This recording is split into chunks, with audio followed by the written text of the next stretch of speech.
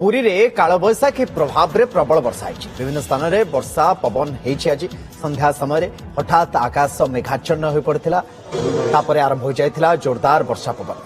केतक स्थान रे घड़घड़ी सहित प्रबल भी वर्षिछि। फल असह्य गरम आउ गुळुगुळी रे संतुली होइथिबा जनता को टिके आश्वस्ति मिलिछि, टिके आराम भी मिलिछि।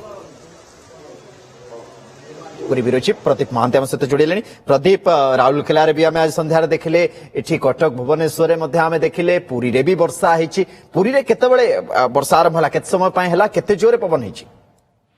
सुनंदन 7:20-25 मिनिट पाखापाखि समय हम गोटे मौला पवन आसला। जो भाई भाव में रास्ता घाटर धूली कागज जरी सब जहाँ पड़ा सब एक धूलिमय परिवेश सृष्टि प्रथम परवर्ती समय 5 मिनिट पर वर्षा आरंभ है।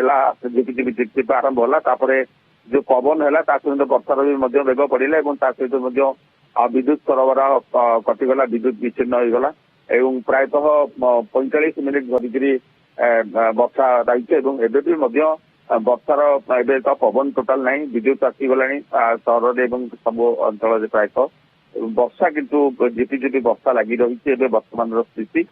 तो किंतु जो समय रहा वर्षा एवं जो भाव में रहा जो पाग जो भाव में गुळुगुळ गरम रोला, तो जो भाव में रोला निश्चित भाव में समस्या आज निश्चित भाव में ठंडा शांति अनुभव करते। वर्षा जो काल गरम गुळुगुळ समस्त संतुली होते टिके एबे आश्वस्ति समस्त को मिली। बहुत धन्यवाद प्रदीप। पुणी आपण अपडेट किस समय बहुत धन्यवाद।